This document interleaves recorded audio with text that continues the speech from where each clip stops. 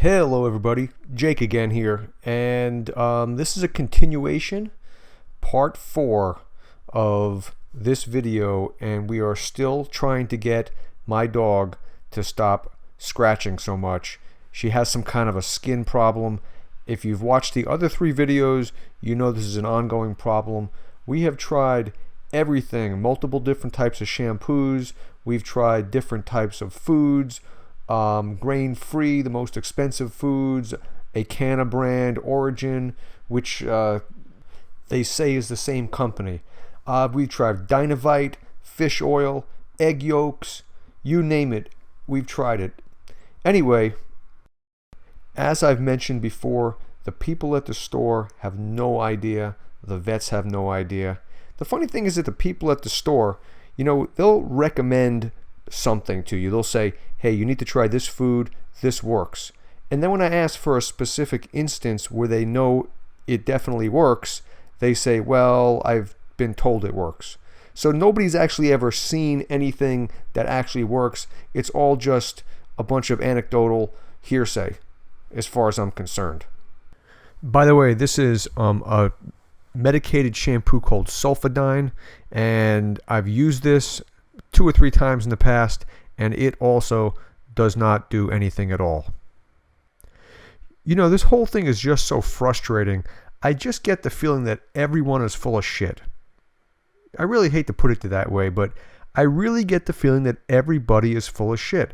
The guys on YouTube who are making these videos telling you about their home remedies that they say works, I'm sorry, I just don't believe it anymore.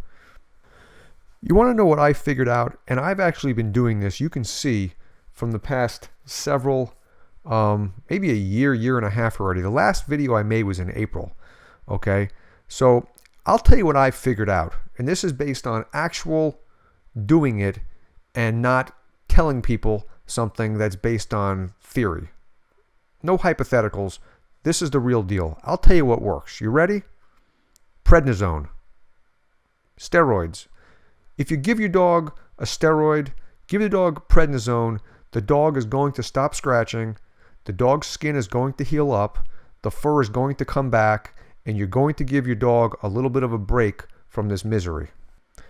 And then you're going to have people that are going to come out of the woodwork saying that don't give your dog steroids, it's just going to encourage yeast, it's just going to make the problem worse in the long run. Well, you know what? It doesn't. It just doesn't. It stops the problem in its tracks. And it gives the skin a chance to finally heal up. Okay? And that's the most important thing. You got to get the skin to heal. Because if the skin has not healed, it's just going to keep on irritating your dog, and your dog's going to keep on picking at it and scratching, and it's going to make the problem worse. And that's when your infections start. So I don't think it's the other way around. I don't think that the infections start and the yeast starts, and then the dog starts scratching and makes it worse. I believe that the dog is scratching for some reason that's unrelated to yeast, and after the dog has scratched enough, then the yeast and the issue sets in, including other types of infections of the skin. Okay, so where do we go from here? You can't keep your dog on steroids for the rest of your dog's life. Usually a cycle of steroids lasts a couple weeks. You start out with a high dose and you gradually wean the dog off of it. But you can't keep doing that over and over again, okay? That's not healthy. Once in a while, it's not going to hurt your dog. But putting your dog on this medication for months and months or a year at a time, yes, that's probably going to hurt your dog. So I do not think you should do that. Okay, so what do you do? All right, this is what I think you should do if you're having this problem with your dog. Number 1. Do not use one of those wire brushes on your dog that's supposed to remove hair, okay, and scales from a dog's skin. The only thing that does is scrape up the skin and irritate the dog and make the dog want to really pick at it and scratch at it even more. It doesn't solve any problem. Use a medicated shampoo such as what I'm using now. It's better than nothing at all. It will have some effect on the itch. Not much, but it'll have some effect on the itch, okay? That's the first thing. The second thing is make sure that when you're done with your dog, dry your dog thoroughly. Not with a towel, but with a hair dryer. Make sure there's no moisture at all left in your dog's fur or coat. Next, if the dog has any open lesions, what I want you to do is you have to treat those with something. Use an antibiotic, use something with lidocaine, but you're going to use something to treat those areas topically, which will also maybe make the dog also feel a little better and prevent any further infection from setting in. Next, you're going to thoroughly clean the dog's bedding. If your dog has been scratching for a long time and laying in the bed, chances are at that point, yes, they have developed some sort of a skin infection at that point in time, which of course they're going to transfer to their bedding, and the bedding is going to smell. So if you put your dog back in there after you clean the dog, chances are anything that's in that bed will then be transferred back to your dog. Okay, now this right here, I don't want to say it's my secret weapon, but I want to tell you that this has probably been the most effective thing that I've used yet. Now, it didn't stop the dog's itch problem, but what it has done is it stopped the dog from scratching herself and tearing herself apart. Now, does it cover every inch of the dog's body? No, but it does cover the main areas of the back and the belly and even a little bit of the chest up to the neck. So when I put this thing on my dog, I immediately noticed that she stopped trying to pick and she stopped trying to scratch.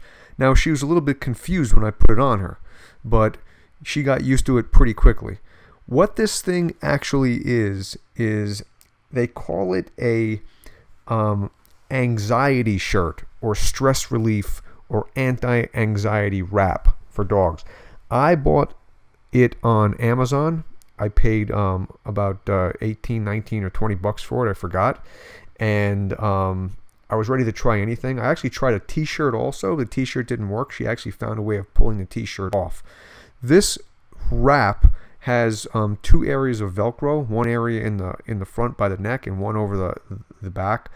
And I guess the actual idea of the whole thing is it's supposed to apply a constant, gentle pressure to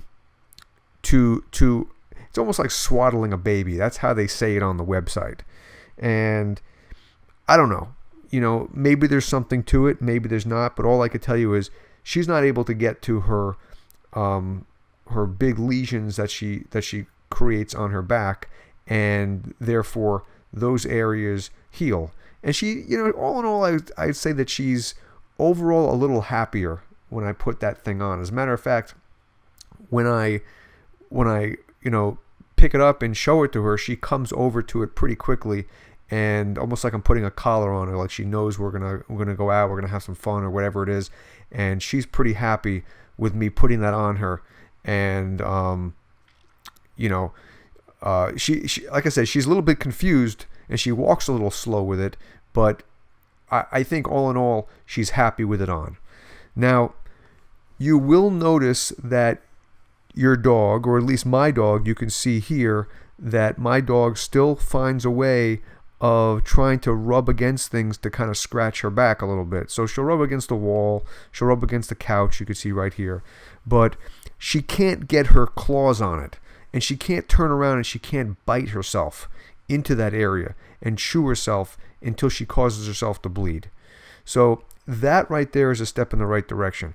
You don't want to put this thing on your dog if your dog is still wet. Like I said, make sure your dog is thoroughly dry.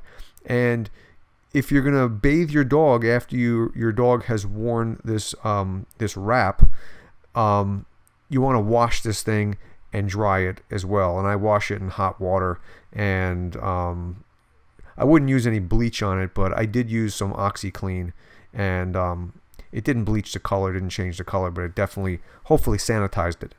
So anyway, this VIVAGLORY shirt or wrap, like I said, you can buy it on Amazon. I'm going to leave the link in the description of this video.